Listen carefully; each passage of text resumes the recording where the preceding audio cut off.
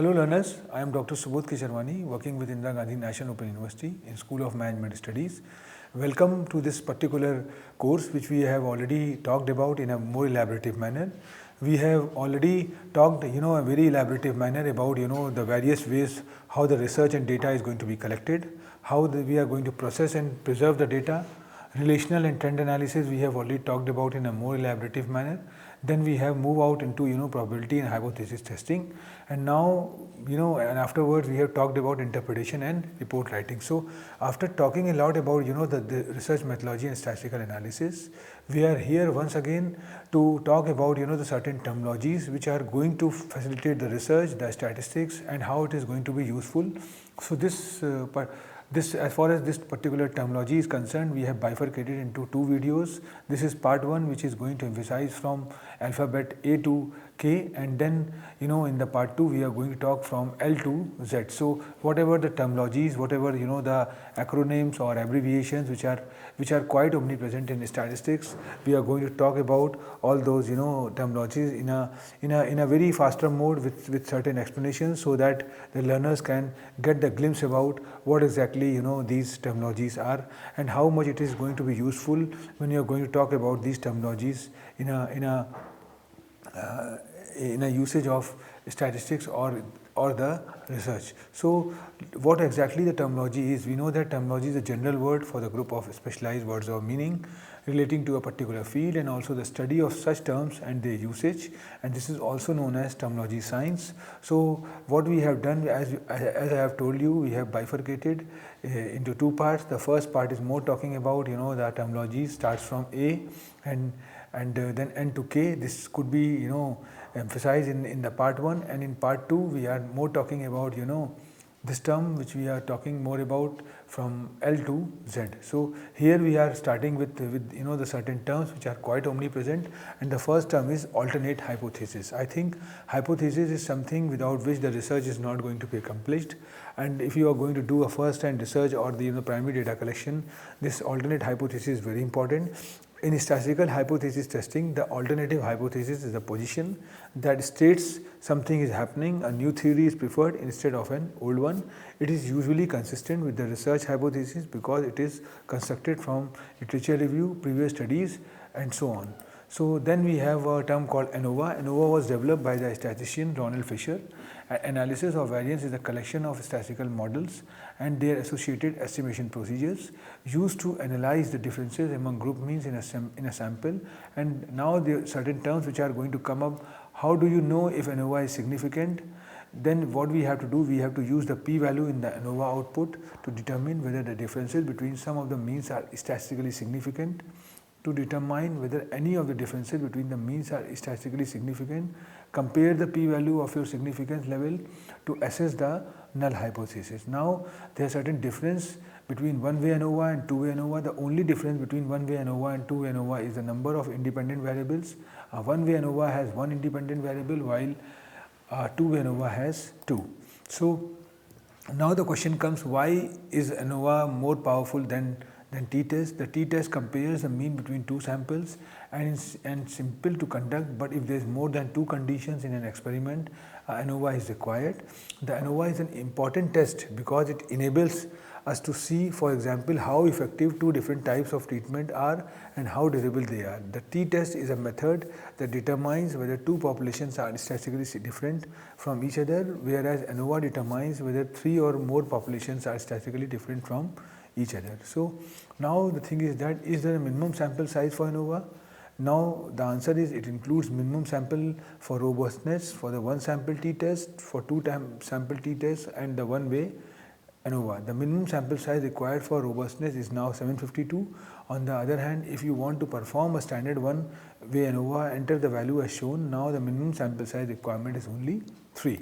So this is the term which we have already talked about. Now the arithmetic mean is there. So in mathematics and statistics, the arithmetic mean, or simply we can say the mean or the average, is the sum of a collection of numbers divided by the count of numbers in the collection. The collection is often a set of results of an experiment or an observational study, or frequently a set of results from a survey. So if you talk about the average, we can have certain numbers. The mean of, let's say the number 6, 3, 8 and 5 is 7 plus 9 plus 5 plus 3, that is divided by 4.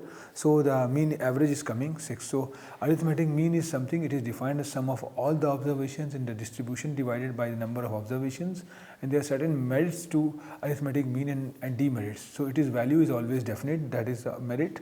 It is easy to calculate and easy to understand. It is based on the observation so that it becomes a good representative, and when you talk about the demerits, it is affected by an extreme values. Sometimes it gives absurd results, that is 4.4 children in family can be calculated if data is open in continuous interval. So assumption of independence is another terminology which we are frequently using. The assumption of independence means that your data is not connected in any way, at least in ways that you have not accounted for in your model. The observations between group should be independent, which basically means the group are made up of different people. So assumption of normality, if you are going to talk about, the core element of the assumption of normality asserts that the distribution sample across independent sample is normal.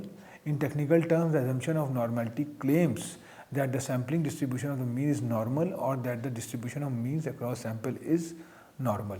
So if we talk more about the assumption of normality, the assumption of normality means that you should make sure your data roughly fits a bell curve shape before running certain statistical test or regression. The tests that requires normally distributed data include independent sample t-test, hierarchical linear modeling, and ANCOVA, goodness of fit test, how to test for normality. So if you have got two main ways to test for normality, eyeball a graph or run a test that's specifically designed to test for normality. The data does not have to be perfectly normal. However, data that definitely does not meet the assumption of normality is going to give you poor results for certain type of t-test. That is, ones that state the assumption must be met. And how closely does your data have to meet the test for normality? This is a judgment call. So if you're comfortable with making the judgment, which is usually based on the experience with statistics, then you may better off running a statistical test. Scroll down for the test option. That said, some of the tests can be cumbersome to use and involve finding test statistics and critical values. So average absolute deviation, if we are going to talk about the average absolute deviation or mean absolute deviation of a data, is the average of the absolute deviation from a central point. It is a summary statistics of statistical dispersion of variance. The average deviation of a set of scores is calculated by computing the mean and then the specific distance between each score and that mean without regard to whether the score is above or below the mean.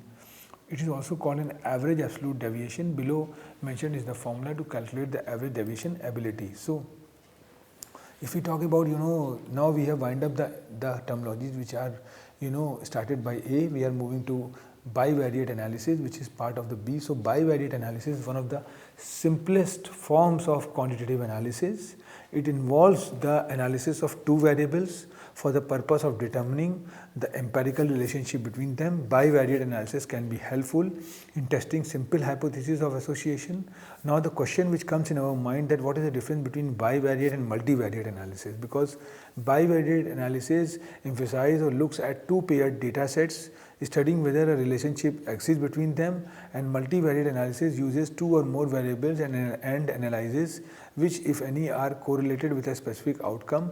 The goal in the latter case is to determine which variable influence or cause the outcome. So if we talk about the business statistics, the subject of business statistics typically covers statistical study, descriptive statistics, which talk about the collection, description, analysis and summary of data, probability and the data distribution, test of hypotheses and confidence intervals, linear regression and correlation. So business statistics help a business to deal with uncertainties by forecasting seasonal, cyclic and general economic fluctuations, helps in sound decisions making by providing accurate estimates about cost, demand, prices, sales and some other terms. So helps in business planning on the basis of sound predictions and assumptions.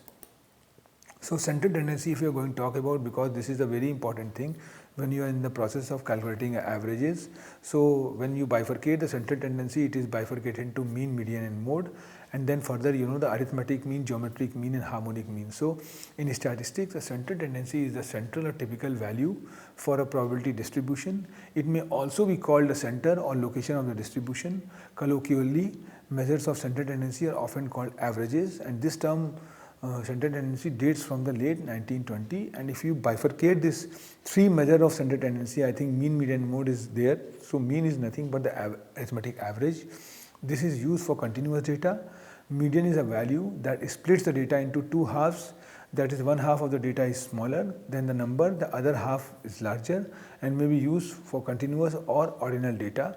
We have already talked about the continuous ordinal data, and there you see there is a great use of median. So mode, this is the category that has the most data, as the description implies.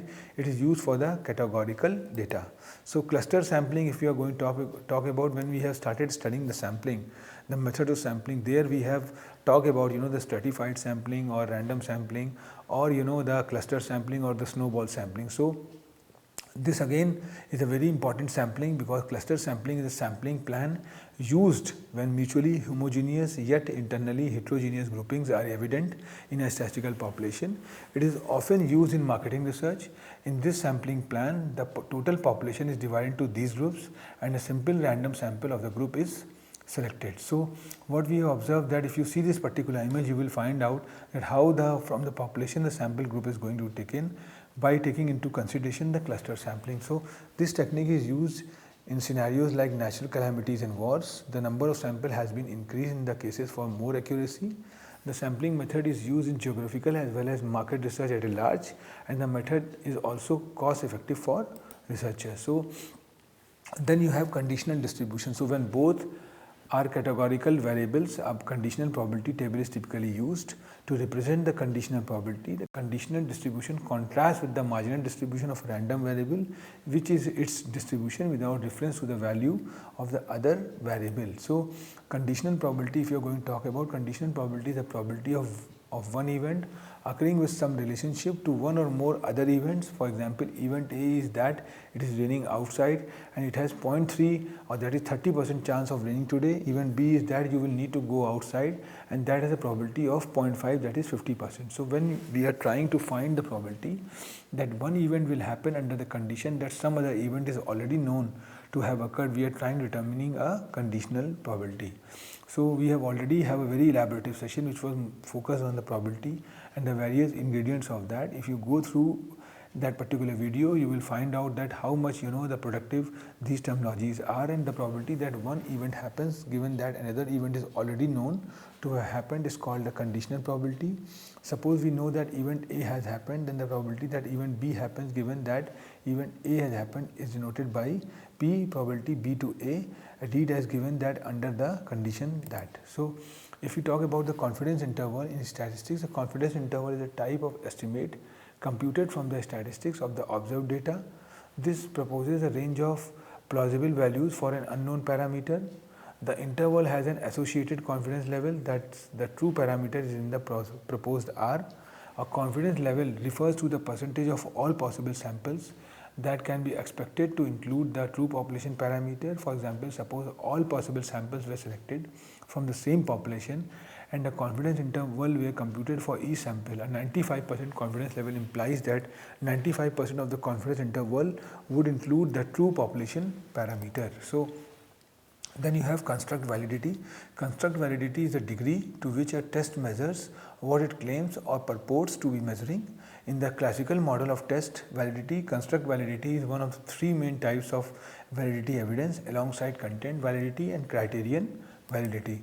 Now, if you differentiate these three terms, I think content validity, if you talk in a degree perspective, the degree to which the items in the measurement scale represent all aspects of the variable being measured. And if you talk in a construct validity perspective, the degree to which the measurement instrument measures the theoretical construct that it was intended to measure, the degree to which a measure instrument is related to independent measure of the relevant criteria, this is called criterion related validity. And if you go more into depth of content validity is not evaluated numerically, it is judged by researcher, whereas construct validity can be carried out through factor analysis, and criterion related validity can be evaluated by computing the multiple correlation R and performance. So contingency table, if you are going to talk more about it, I think in statistics a contingency table is a type of table in a matrix format that displays the frequency distribution of the variables. They are heavily used in survey research, business intelligence, engineering and scientific research. So a contingency table is a special type of frequency distribution table where two variables are shown simultaneously. For example, a researcher might be investing the relationship like cold and corona relationship. So continuous sample space, if you are going to talk about, a continuous sample space is based on the sample principles, but it has a finite number of items in the space. In other words, you can't write out the space in the same way that you would write out the sample space for a die roll. Correlation, if you are going to talk about, we have a dedicated video which is much focusing on the correlation. Either would be a simple correlation or the other kind of relation. So in statistics, correlation or dependence is any statistical relationship, whether causal or not, between two random variables or bivariate data. In the broadcast sense, correlation is any statistical association, though it commonly refers to the degree to which a pair of variables are linearly related. So covariance in statistics, if you are going to talk about, in probability theory and statistics, covariance is a measure of the joint variability of two random variables. The sign of the covariance therefore shows the tendency in the linear relationship between the variables. Covariance is a measure of how much two random variables vary together. It's similar to variance, but where variance tells you how a single varies. So covariance tells you how two variables vary together. If you see this image, I think the image is quite self-explanatory, where you find out that covariance, if the large negative covariance is there, we are moving from right bottom to left upward direction, and near zero, then you find out that there is no covariance, and large positive covariance starting from left bottom to right upward direction. So this is the way by which the covariance is going to be explained. And then we have Cronbach alpha. So Cronbach alpha is the measure of internal consistency, that is how closely related a set of items are as a group. It is considered to be a measure of scale reliability. A high value for alpha does not imply that the measure is unidimensional if, in addition to measuring internal consistency, you wish to provide evidence that the scale in question is unidimensional. Additional analysis can be performed. So exploratory factor analysis is one method of checking dimensionality. Technically speaking, Cronbach alpha is not a statistical test, it is a coefficient of reliability or consistency test. So it is very common in psychological research to collect multiple measures of the same construct. For example, in a questionnaire design to measure optimism, there are typical many items that collectively measure the construct of the optimism. To have confidence in a measure such as this, we need to test in its reliability, the degree to which it is error-free. The type of reliability we will be examining here is called internal consistency reliability, the degree to which multiple measures of the same thing agree with one another. So if you are going to talk about a data distribution is a function or listing which shows all the possible values or intervals of the data. It is also tells you how often each value occurs, what are the different types of data distribution: Bernoulli distribution, uniform distribution, binomial distribution, normal distribution, Poisson distribution, and then exponential distribution. So these are the different types of data distribution. And when you are going to talk more about the data mining is a process used by companies to turn raw data into useful information by using software to look for patterns in large batches of data. Businesses can learn more about their customers to develop more effective marketing strategies, increase sales and decrease cost. Decile in descriptive statistics, a decile is any of the 9 values that divide the sorted data into 10 equal parts so that each part represents 1/10 of the sample or population. A decile is one possible form of quantile, others include the quartile and percentile.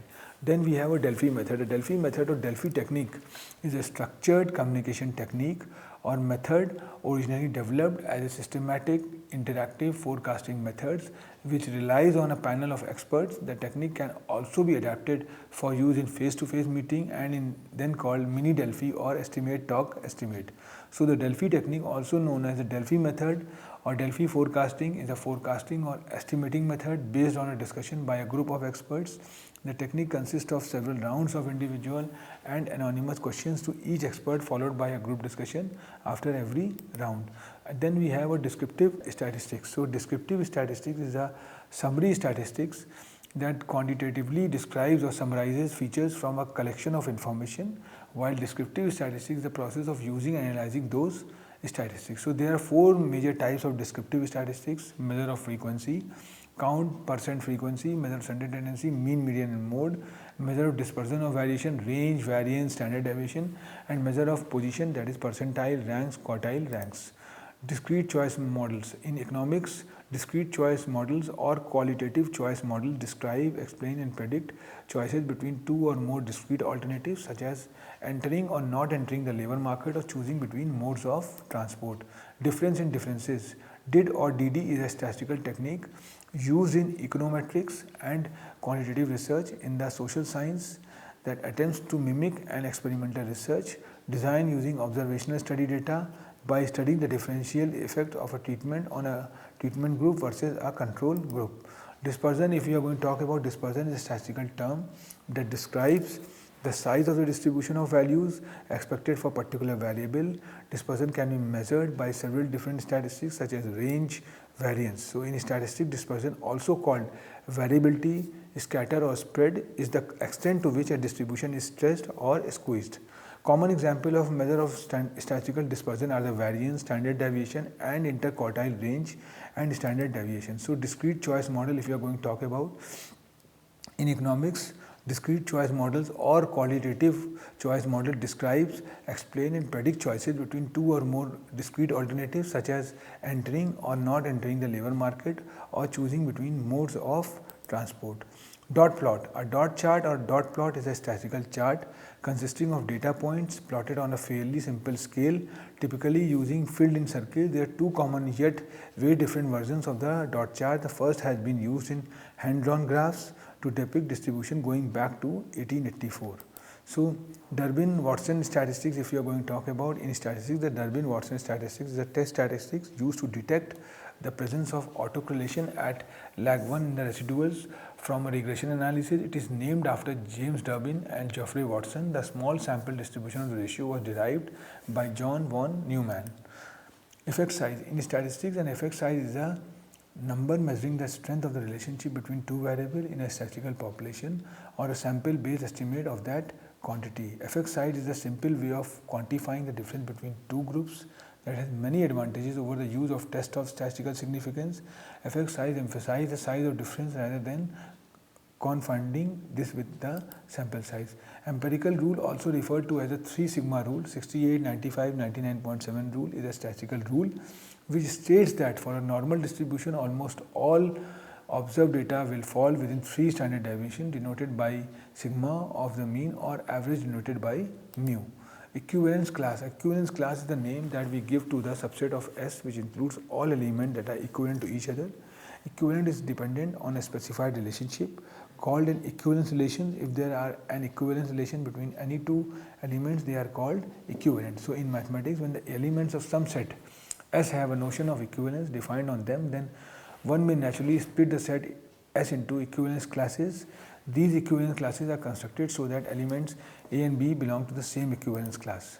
Error bars. Error bars are graphical representation of the variability of data and used on graphs to indicate the error or uncertainty in a reported measurement. They give a general idea of how precise a measurement is, or conversely how far from the reported value the true value might be. Error term. An error term is a residual variable produced by a statistical or mathematical model which is created when the model does not fully represent the actual relationship between the independent variables and the dependent variables. Estimator.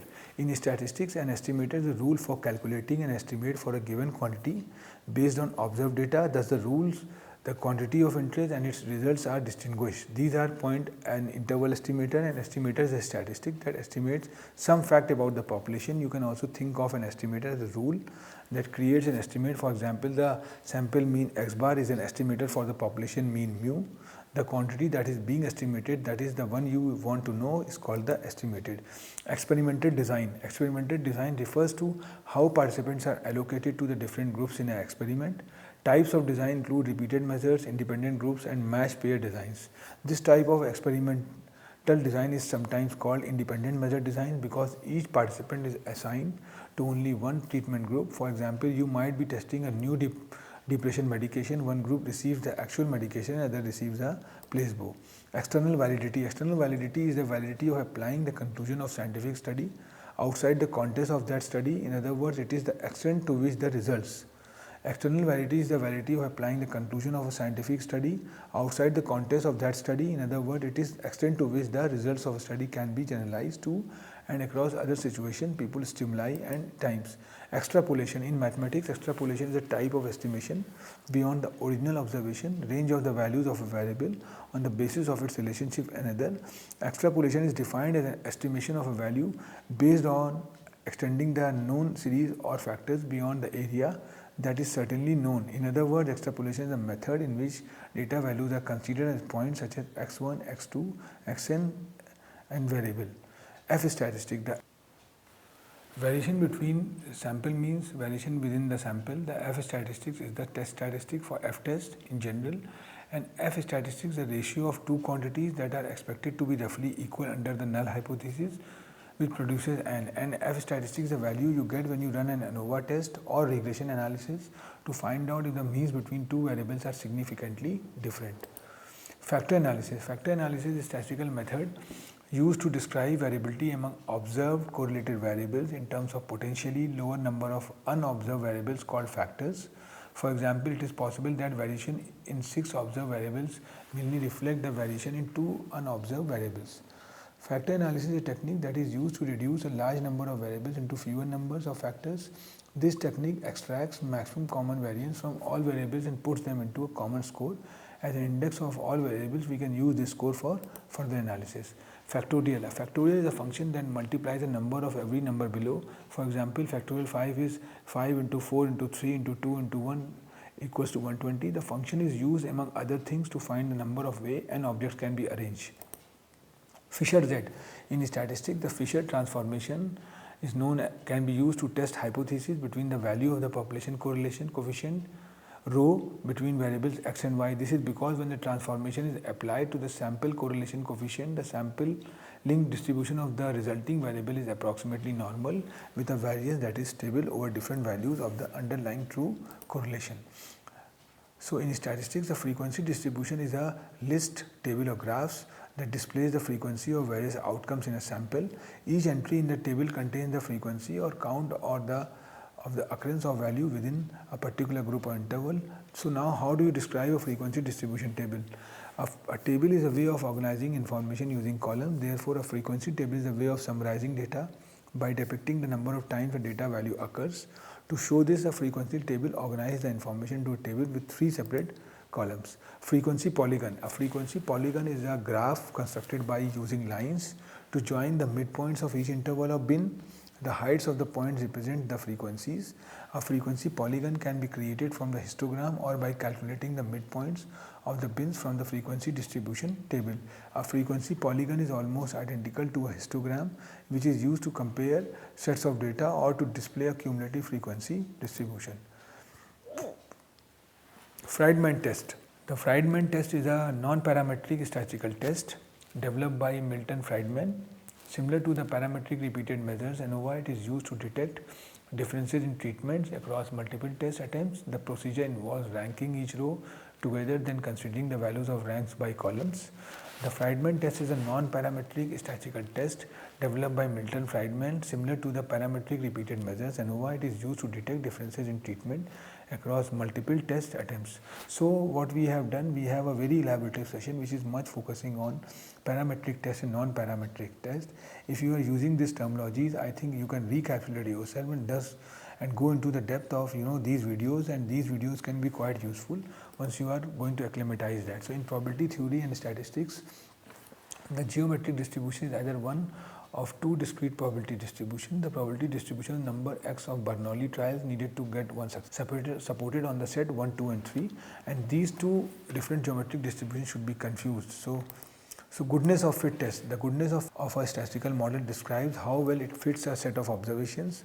Measures of goodness of fit typically summarize the discrepancy between observed values and the values expected under the model in a question. The goodness of fit test is a statistical hypothesis test to see how well sample data fit our distribution from a population with a normal distribution. So Put differently, this test shows if your simple data represent the data you would expect to find in the actual population or if it is somehow skewed. A goodness of fit test is a statistical procedure for comparing individual measurement to specified type of statistical distribution. For example, a normal distribution is completely specified by its arithmetic mean and variance the square of the standard deviation. So, graph theory. In mathematics, graph theory is the study of graphs which are mathematically structured used to model pairwise relationship between objects. A graph in this context is made up of vertices which are connected by the edges. So, graph data structures as we know them to be computer science actually come from maths and the study of graphs which is referred to as a graph theory. So, in mathematics, graphs are a way of formally representing a network which is basically just a collection of objects that all are interconnected. Greatest possible errors. The greatest possible error is half of the unit of measure to which a measurement is rounded. If a measurement is made on the nearest hole, the greatest possible error is 0.5. The greatest possible error is the largest amount of ballpark figure can miss the mark. It's one half of the measuring unit you are using. For example, if measuring in centimeters, the GP is 1/2 centimeters. So, harmonic mean. In mathematics, the harmonic mean, sometimes called the sub-contrary mean, is one of the several kinds of average, and in particular one of the Pythagorean means. Typically, it is appropriate for situations when the average of rate is desired. The harmonic mean can be expressed as the reciprocal of the arithmetic mean of the reciprocals of the given set of observations. As a simple example, the harmonic mean of 1, 4 and 4 is 1 to the power -1 plus 4 to the power -1 plus 4 to the -1 divided by 3 to the power 1. If you calculate all those things, it comes to 3 divided by 1/1 plus 1/4 plus 1/4 comes to 1.5 and the value is coming 2. Inductive statistics. Inductive statistics or inductive reasoning is a branch of statistics that deals with taking samples from a larger population and using that data to draw conclusions, make decisions, forecast, predict future behavior. What is inductive and deductive? There is a great difference behind that. Deductive reasoning uses given information, premises or accepted general rules to reach a proven conclusions. On the other hand, inductive logic or reasoning involves making generalizations based upon behavior observed in specific cases. So, inductive arguments are either strong or weak. Interquartile range. The interquartile range is a measure of variability based on dividing a data set into quartiles. Quartiles divide a rank order data set into 4 equal parts. The value that divide each parts are called the first, second, third quartiles and they are denoted by quarter 1, quarter 2, quarter 3 respectively. In descriptive statistics, the interquartile range, also called the mid spread, middle 50% or H spread, is a measure of statistical dispersion being equal to the difference between 75th and 25th percentiles or between upper and lower quartiles, that is IQR equals to Q3 minus Q1. Cayley measure of skewness. So, Cayley measure of skewness is one of the several ways to measure skewness in a data distribution. Pauli skewness is based on the middle 50% of the observation data set. It leaves 25% of the observation each tail of the distribution. And Cayley measure of skewness is one of the several ways to measure skewness in a data distribution. Pauli skewness is based on the middle 50% of the distribution in a data set.